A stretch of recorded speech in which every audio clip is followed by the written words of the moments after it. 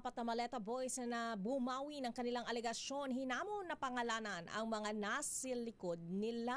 Ida tayo mabalitang yan, RH12, Milky Ganan. Manang Milky? Kaya Trey, hinamon na ang apat na miyembro ng Maleta Boys na ituro ang kanilang mastermind na nasa likod ng kanilang mga gawa-gawang statement at alegasyon. Hamon nito ni trial spokesman at impeachment advisor Robert A. Barbers, kasabay ang pahayag na dapat makasuhan at managot sa batas ang mga nasa likod ng nagmamanipula sa binansagang Maleta Boys. Ayon kay Barbers, kung sila ay may ebidensya, ipakita para hindi na apektuhan ang mga taong pinapangalanan at dapat managot sa batas ang mga nagsagawa ng joint affidavit. Ang 18 Maleta Boys ay nagpapakilalang dating mga bodyguard umano ni Elizalde Co. At sa kanilang naging testimonya, nagdala at naglipat daw sila ng male-maletang pera para sa operasyon ng impeachment trial kay Vice President Sara Duterte. Idinawit pa naman ito sina Pangulong Bongbong Marcos, dating House Speaker Martin Romualdez, at ilan pang mga politiko.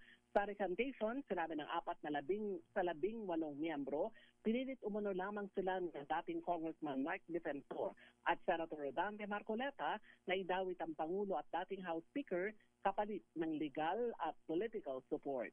Ako si Milky Ganan nagulat para sa DZRH, una sa Pilipinas, una sa Pilipinas. Manang Milky, would you know kung bakit sila bumaligtad na?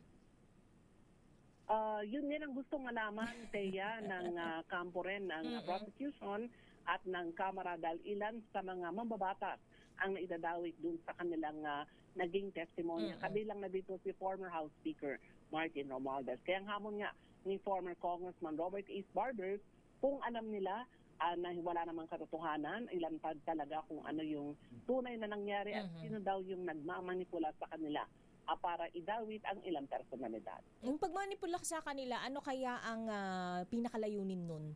Anong ganansya sa kanila? Bakit sila nagpagamit kung yun na rin lang, so to speak? Ang kapalit yata nito, hindi ko lang alam kung merong kapalit na pera, pero ang objective ay para siraan umano itong sina Pangulong Bongbong Marcos, idawit dito sa kontrobersya, hindi lamang ng flood control scam, kundi itong issue ng impeachment trial laban kay Vice President Sara Duterte at napangalanan nga si former House Speaker Martin Romualdez dahil naidikit ang kanyang pangalan dito naman kay former Congressman Elizalde Co na umano'y dati ng mga amo nitong nagpakilalang 18 Maleta Boys. Maraming salamat, Manang Milky.